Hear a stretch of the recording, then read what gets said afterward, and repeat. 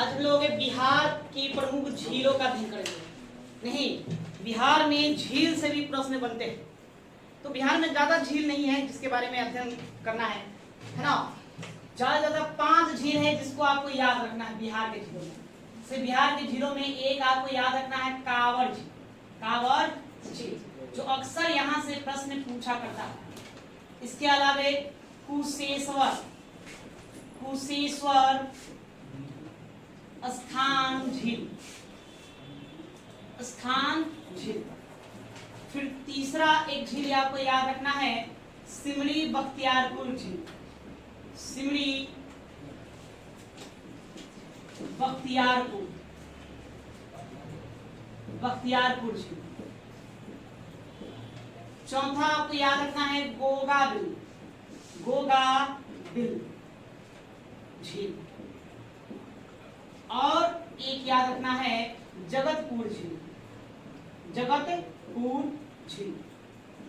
देखिए जनरली आपसे प्रश्न पूछा जाएगा कि मतलब झील का नाम दे देगा, पूछेगा बताइए ये किस जिले में है, जिले के नाम पूछा जाता है। नहीं, और भी बहुत सारी विशेषता है जिसके बारे में हमको जानना है। जैसे कि कुशेश्वर झील की यदि हम बात करें, इससे कई सारे प्रश्न बनते हैं। सबसे ज्यादा प्रश्न बनते हैं किससे बनते हैं? कांवर झील से बनते हैं। इसको जानना है। कांवर झील आपको मिलेंगे बेगूसराय, बिहार का कौन सा जिला? बेगूसराय जिला। कुशेश्वर स्थान है दरभंगा, ये दरभंगा में। सिमरी बख्तियारपुर पड़ेगा सहरसा। अब गोगाबिल झील आपको मिल जाएगा कटिहार के मनिहारी में। और जगतपुर झील ये आपका है भागलपुर। ये आपको जिले होंगे। कुछ विशेषता जिससे बनते हैं हमें उसको भी जानना है। तो चलिए आपको हम लिखवा देते हैं, इनसे संबंधित जो जो प्रश्न बनते हैं उसको लिखने का काम करेंगे। चलिए लिखिए। ठीक है, तो देखिए इसमें देखें सभी झील का नाम हमने कहाँ लिखा? उत्तरी बिहार की दक्षिणी बिहार, सब उत्तरी बिहार में है, दक्षिण बिहार में है नहीं। सब के सब उत्तरी बिहार में देखने को मिलेगा जनरली। एक आपको जो जगतपुर झील है यही नॉर्थ बिहार में है, बाकी साउथ बिहार है, बाकी सब नॉर्थ बिहार में देखने को मिलेगा। लिखेंगे, देखिए बिहार के उत्तरी मैदानों में गंगा, बूढ़ी गंडक, कोसी,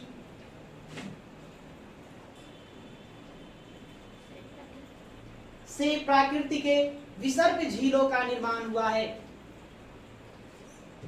झीलों का निर्माण हुआ है।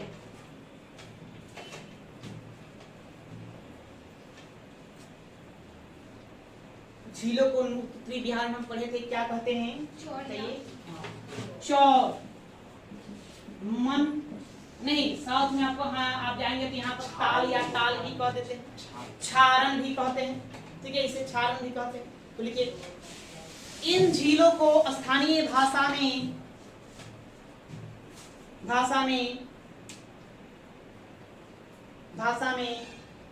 ताल, चौर, मन या छारन भी कहते हैं,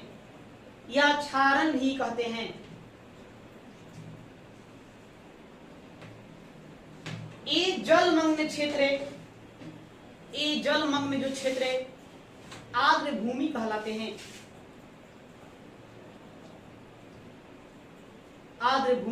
हैं। इन झीलों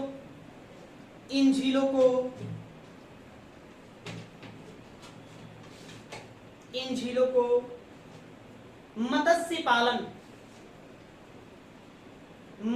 पालन, सिंचाई,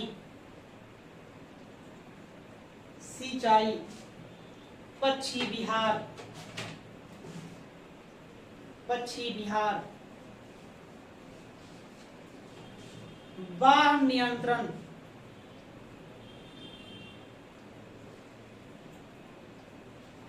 तथा पर्यटन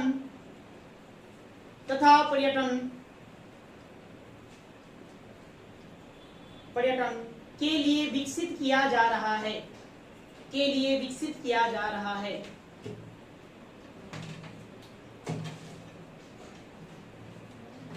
के लिए विकसित किया जा रहा है।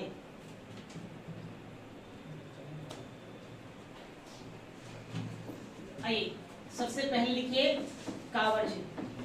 कांवर झील देखिए, कांवर झील से याद करने वाली बात, सबसे पहली बात पूछा जाएगा कि ये बिहार के किस जिले में है, तो जिला बेगूसराय। कौन सी नदी के द्वारा यह निर्मित हुआ है, ये प्रश्न पूछा जाता है। या बूढ़ी गंडक, बूढ़ी गंडक। यह एशिया में कहेंगे, एशिया, भारत ही नहीं वरन एशिया का सबसे बड़ा कैसा झील है, गोखुर झील। गोखुर झील है। गोखुर झील समझते हैं कैसे बनता है? अरे नदियों के विसर्पण के द्वारा गोखुर झील का निर्माण होता है। नहीं, नदियां जब चलती है तो सांप के आकार में चलती है, इसलिए नदियों का क्या कहते हैं, वो है ना, जो चलने की जो गति होती है उसको विसर्पण कहते हैं ना। क्या नदियां सीधी चलती है? टेढ़ी मेढ़ी चलेगी, टेढ़ी मेढ़ी नहीं। नदियां देखेंगे तो इसका स्वरूप इस तरह से होगा, है ना, कभी ऐसे होगा। ये कहना नहीं है कि नदी है, अपना किसी भी दिशा में जा सकती है, इसलिए इसको कहते हैं विसर्पण। विसर्पण और कहने का मतलब क्या है, जैसे कि देखो मूल रूप में मैंने तो नदी जा रही है, नदी क्या है, अपना बहती हुई जा रही है, बीच में यहाँ रोधक मिल गया तो नदी क्या करेगी, अपनी धारा रुकेगी तो नहीं, धारा इसकी मुड़ जाएगी, मुड़ कर ऐसे बहेगी, फिर अपना घूम के होते हुए फिर अपना इस तरह से चलती जाती है, अपना इस तरह से बहकर नदियां अपने बहेगी नहीं। लेकिन ये क्या करेगा, नदी प्रेशर से इसको काटते जाएगी, काट करके फिर आगे चल के यहाँ अपना मिल जाएगी, और इसकी धारा इस सामने से हो जाएगी, तो बीच में जो क्षेत्र बन गया, ये जलमग्न क्षेत्र बन गया। इसी जलमग्न क्षेत्र को हम क्या कहते हैं, गोखुर झील कहते हैं। गोखुर, गो देखिए नाम है क्या, गो मतलब गाय, खुर, गाय के जो पैर देखे हैं उसको क्या कहते हैं, खुर कहते हैं। उसी आकार की बन जाती है, इसलिए उसको क्या कह देते हैं, गोखुर झील कहते हैं। तो कांवर झील जिला बेगूसराय, नदी बूढ़ी गंडक के द्वारा निर्मित है, एशिया का सबसे बड़ा गोखुर झील है। इसको मतलब कि पश्चिमी बिहार घोषित किया गया था, पश्चिमी बिहार 1984 में से पश्चिम बिहार हो गए।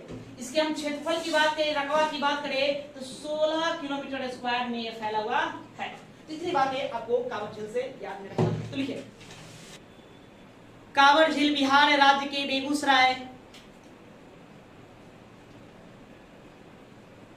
बिहार राज्य के बेगूसराय जिले के मंझोला गांव, मंझोला हमारे बगल में गांव है मंझौली, यह है मंझोला, मंझोला गांव में स्थित है, गांव में स्थित है, जिसका क्षेत्रफल 16 किलोमीटर स्क्वायर है, जिसका क्षेत्रफल 16 किलोमीटर स्क्वायर है।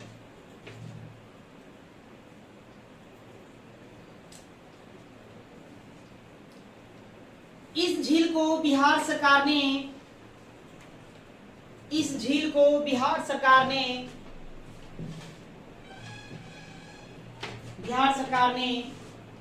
1984 में 1984 में पश्चिमी बिहार का दर्जा प्रदान किया था। ठीक है, आप और जानते हैं कि कांवर झील को भारत का 39वां रामसर स्थल घोषित किया गया था। रामसर जो बिहार से क्या है, एकमात्र है, बिहार से एकमात्र आर्द्र भूमि की सूची में शामिल स्थान कौन है, कांवर झील, जिसको आप रामसर साइट कहिए, रामसर स्थल कहिए, उसमें शामिल। यह 39वां था पूरे भारत में, लेकिन बिहार में क्या स्थान, पहला और एकमात्र। या लिखिए, इस झील को भारत का 39वां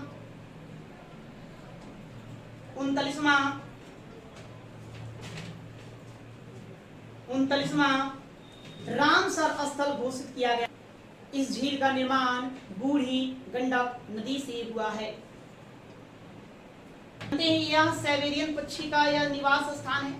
सर्दी के मौसम में साइबेरिया पक्षी यहाँ आता है, उसी को देखते हुए भारत सरकार ने यहाँ पर एक बर्ड स्टेशन का भी निर्माण कर दिया है। नहीं, यहाँ पर मतलब कि पक्षियों पर क्या किया जाता है, शोध किया जाता है, रिसर्च किया जाता है कि यहाँ कांवर झील के पास। तो लिखो, एक लास्ट पंक्ति लिखो, कांवर झील में सर्दियों के दिनों में कांवर झील में सर्दियों के दिनों में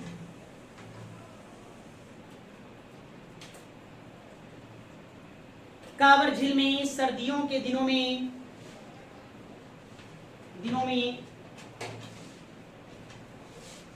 साइबेरिया के प्रवासी पक्षी आते हैं। साइबेरिया के प्रवासी पक्षी आते हैं। यहां पर शोधकर्ताओं के लिए शोधकर्ताओं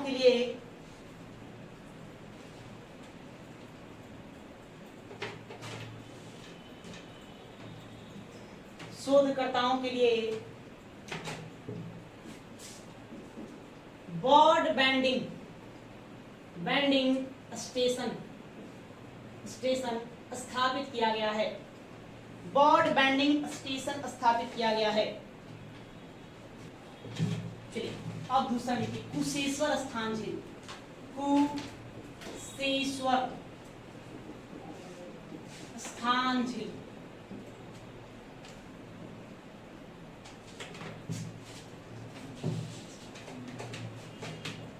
कुशेश्वर स्थान झील। देखो, यह झील बिहार के दरभंगा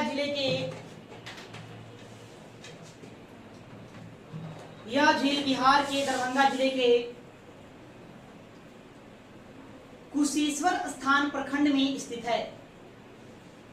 कुशेश्वर स्थान प्रखंड में स्थित है।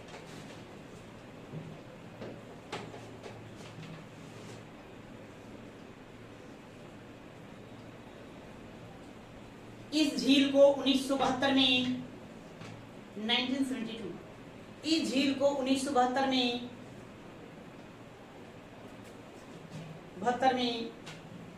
पक्षी अभयारण्य घोषित किया गया था।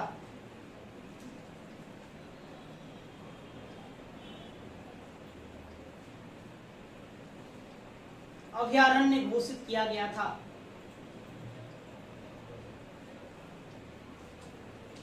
देखिए इसका क्षेत्रफल की बात करें, देखो तो इसका क्षेत्रफल गर्मियों के मौसम में 20 किलोमीटर स्क्वायर और वर्षा काल में यह 100 किलोमीटर स्क्वायर में फैल जाता है।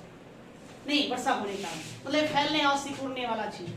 इसका एक निश्चित कोई आकार देखने को नहीं मिलेगा। तो लिखिए, कुशेश्वर स्थान झील का क्षेत्रफल, कुशेश्वर स्थान झील का क्षेत्रफल सर्दी के दिनों में 20 किलोमीटर स्क्वायर, गर्मी सर्दी एक ही बात ही लिखो, दिनों में 20 किलोमीटर स्क्वायर तथा वर्षा काल में 100 किलोमीटर स्क्वायर तक फैल जाता है। इस झील में भी साइबेरियन क्रेन पक्षी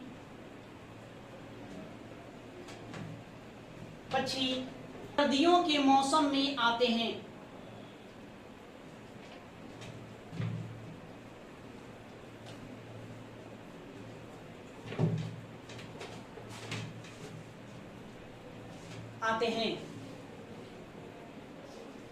यह झील जैव विविधता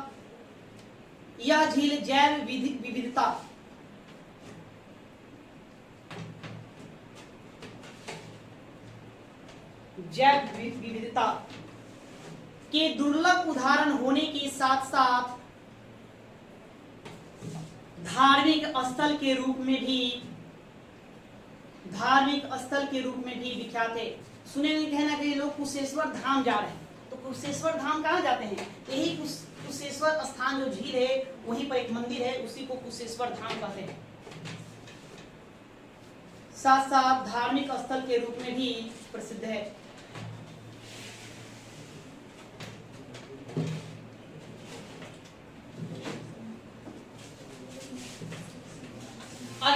अगला गोगा बिल, कौन सा झील?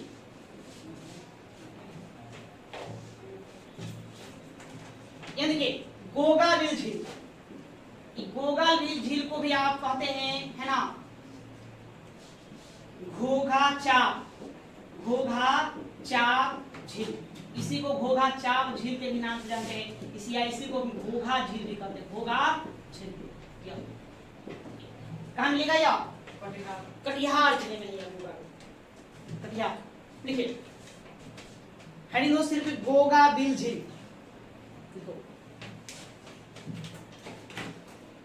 लिखिए घोघा बिल झील को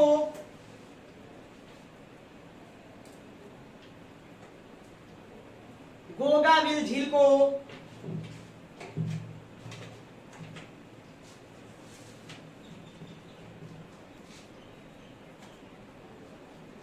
घोघाबिल झील को घोघा चाप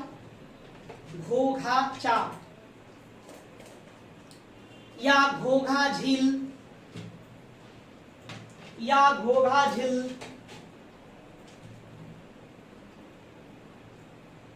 घोघा झील भी कहते हैं।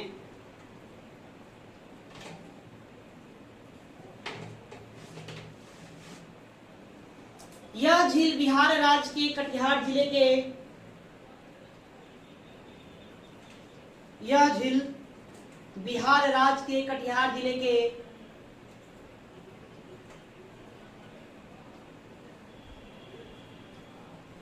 कटिहार जिले के मनिहारी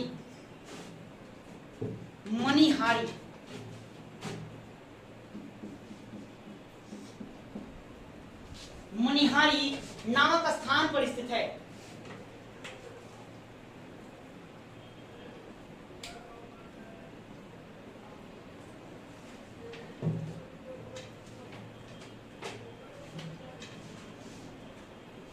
इस झील को मानसूनी वर्षा के साथ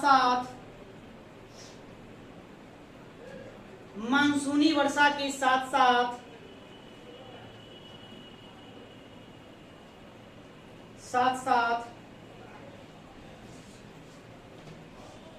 महानंदा नदी से भी जल प्राप्त होता है।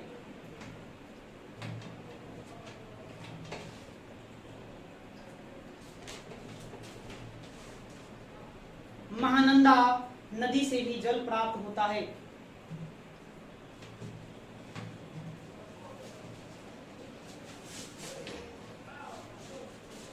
यहां प्रत्येक वर्ष हजारों की तादाद में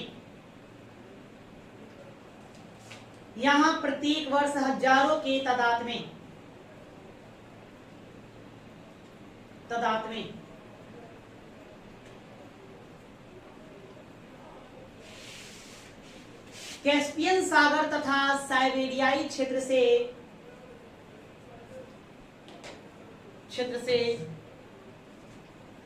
लगभग 300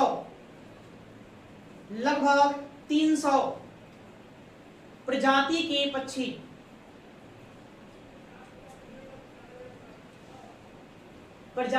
पक्षी प्रवास के लिए आते हैं।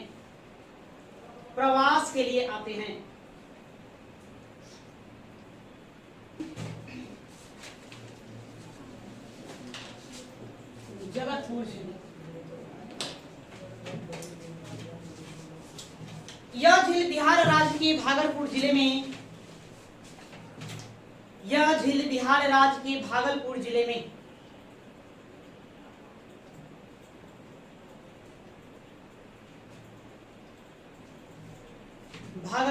में स्थित है।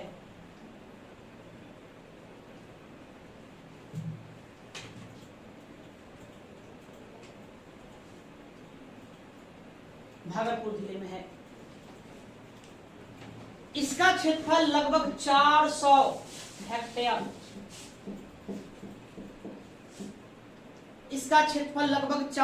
हेक्टेयर में है। के मौसम में सूखकर 50 हेक्टेयर रह जाता है।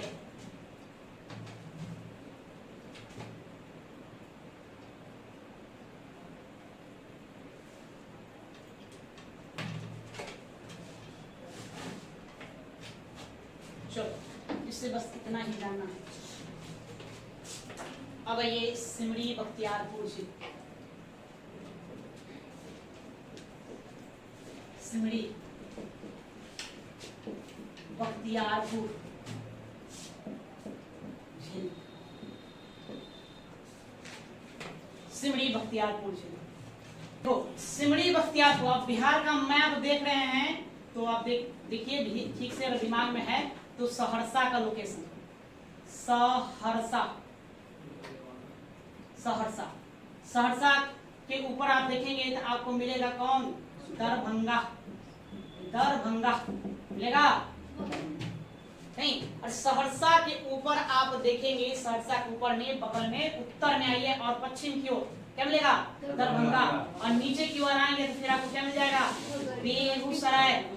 खगड़िया है, ठीक है, खगड़िया है, उसके बगल में बेगूसराय है, बेगूसराय है। मैप को घरे देखा करो, यहाँ सब देखती हो, अभी तक दिमाग में मैप नहीं आया है, आप देखेंगे।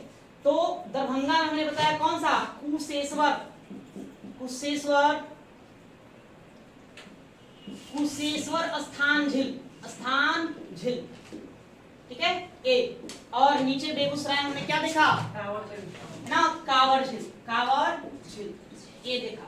और बीच में आपका फिर सहरसा में क्या पड़ जाएगा ना, सिमड़ी बख्तियारपुर, सिमड़ी बख्तियारपुर, बख्तियारपुर। यार सोचने वाली बात है, प्रश्न आपसे पूछा जाता है, अक्सर प्रश्न आता है कि निम्नलिखित में कौन सा झील कुशेश्वर स्थान झील और कांवड़ झील के मध्य स्थित है। एक इसका लोकेशन कहाँ पर जाता है, बीच में पड़ जाता है, ठीक है। तो कौन सा झील पड़ेगा, सिमड़ी बख्तियारपुर, दोनों के मध्य में है। या मतलब तीन झील एक ही लेंथ में आपको देखने के, इस तरह से आपको देखने को मिलेंगे, ठीक है। या तो लिखिए, लिखो सिमड़ी बख्तियारपुर झील, सिमड़ी बख्तियारपुर झील, झील बिहार राज्य के सहरसा जिले में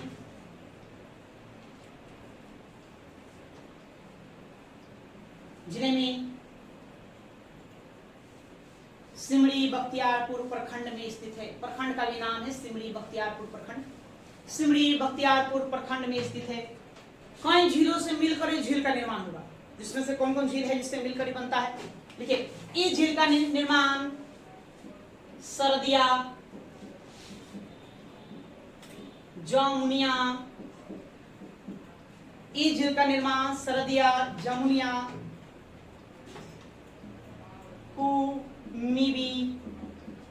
कुमिबी और गोबरा, और गोबरा, गोबरा झील के मिलने से हुआ है। मतलब चार छोटे छोटे झील हैं, यही सब झील मिलते हैं तब जाकर सिमड़ी बख्तियारपुर झील का निर्माण होता है। सरदिया, जमुनिया, कुमुदी, गोबरा,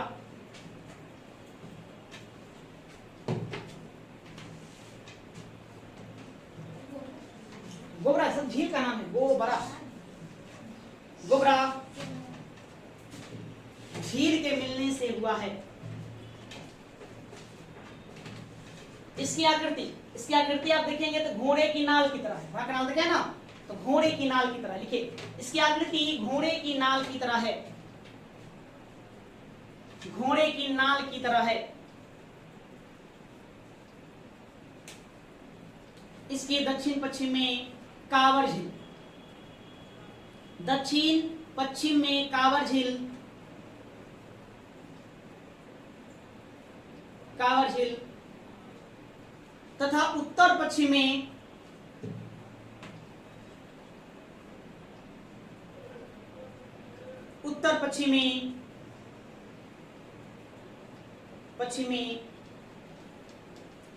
कुशेश्वर स्थान झील स्थित है, कुशेश्वर स्थान झील स्थित है।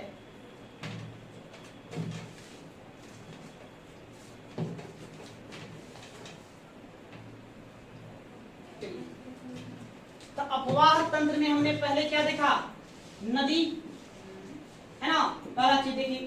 दूसरा अभी हमने देखा तालाब या झील, झील देख लिया। एक और देखते हैं, आज ही देख लेते हैं जलप्रपात। जलप्रपात, जलप्रपात से भी पूछे जाते हैं कि बिहार में जो जलप्रपात हैं उन जलप्रपातों से भी प्रश्न बनते हैं। कि तब डायरेक्ट उठा आपका जलप्रपात का नाम दे देगा, पूछेगा बताइए कहाँ से। नहीं तो तुम लोग एक काकोलत तो जानते हैं सब लोग, ये सब लोग जानता है कि काकोलत एक जलप्रपात है। कौन सा जिला में?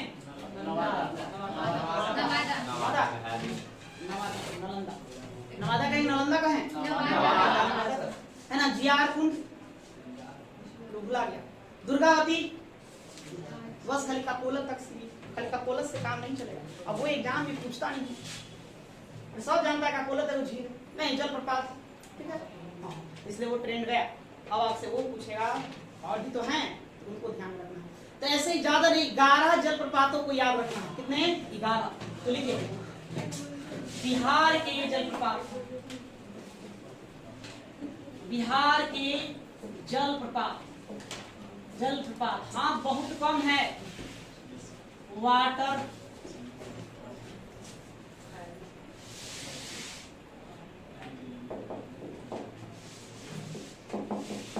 बिहार के जलप्रपात, वाटरफॉल या बिहार के झरने, इसको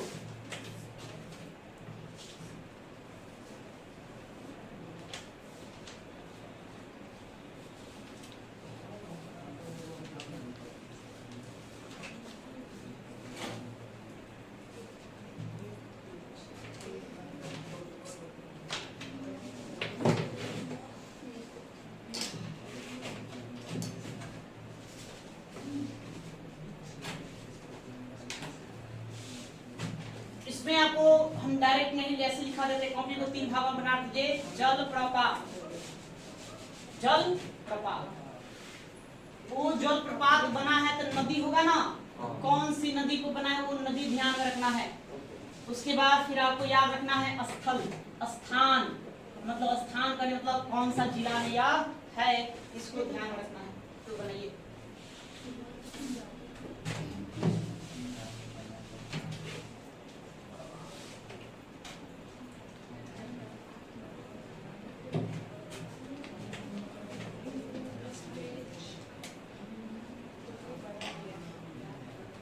देखिए बिहार के जलप्रपात में जितने 11 जलप्रपात आपको याद रखना है, यहीं से प्रश्न पूछे जाते हैं नहीं।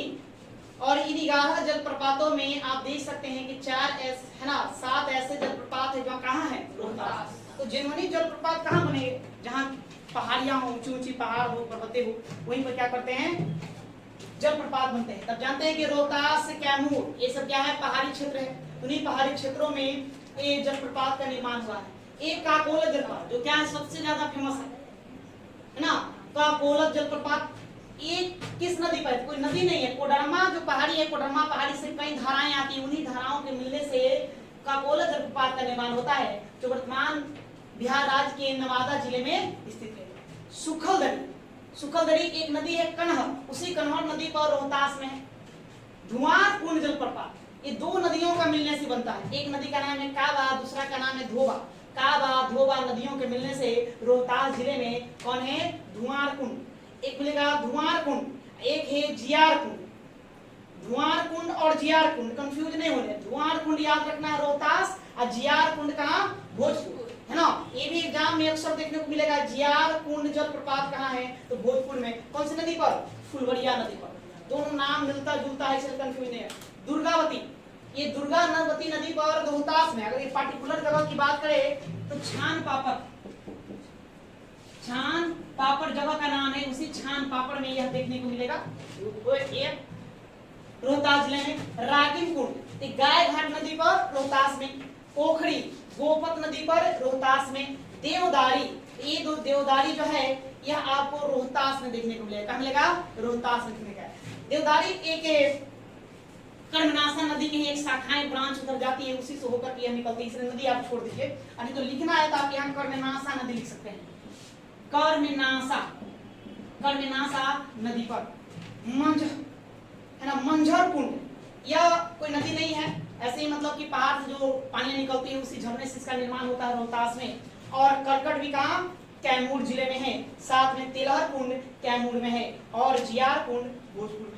यही 11 प्रश्न आपसे बनेंगे एग्जाम में। याद करना बड़ा इजी आसान है। एक आप देख रहे हैं कहाँ है? भोजपुर में। कौन? जियार कुंड। करकट और तेलहर कुंड 2 कहाँ है? कैमूर में। और एक आपका है काकोलत, कहाँ? नवादा में। बाकी सभी के सभी कहाँ पर मिलेंगे? रोहतास जिले में है। इसी तरह से इसको आपको याद करना है। ज्यादा जो एग्जाम में अक्सर पूछा गया है अभी तक का बोलो तो बहुत कम पूछता है। इसको भी आप ले लीजिए, एक धुआर कुंड और जियार कुंड, ये अक्सर आया है, और दुर्गावती। धुआर कुंड, जियार कुंड और दुर्गावती ये अक्सर आते रहता है। इसको आपको याद रखना है तिलहर कुंड के बारे में, बस इतना ही। किस जलप्रपात की ऊंचाई कितना ये मैंने नहीं पता, क्योंकि ऊंचाई आज तक एग्जाम में नहीं पूछा गया कि कौन कितना ऊंचा में है ना, कौन कितनी ऊंचाई से गिरती है। ठीक है, तो बस इतना ही याद करिए, ज्यादा नहीं। कल के हम क्लास में गढ़ में सोते देखेंगे। गढ़ में सोते मतलब कि गढ़ में जलकुंड, गढ़ में जलकुंड, ये भी गढ़ में जलकुंड हम देखेंगे, जहाँ राजगीर, मुंगेर, गया, इन जगहों पर देखेंगे गढ़ में जलकुंड को देखेंगे। उसके बाद फिर बच जाएगा नहर, नहरों का अध्ययन कर लेंगे। नहर नहीं, कुआं तालाब छोड़ देंगे, उससे प्रश्न यहाँ नहीं बनता है। तो इतना ही रहने दो।